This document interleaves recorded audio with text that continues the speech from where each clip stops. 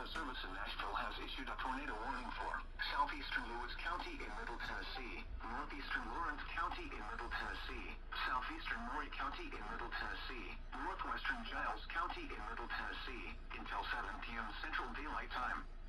At 6:14 p.m. Central Daylight Time, a tornado-producing storm was located over Summertown, or 12 miles north of Lawrenceburg, moving northeast at 40 miles per hour. Hazard, damaging tornado and quarter-size hail. Source, radar confirmed tornado.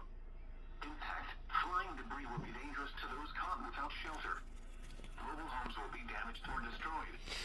Damage to roofs, windows, and vehicles will occur.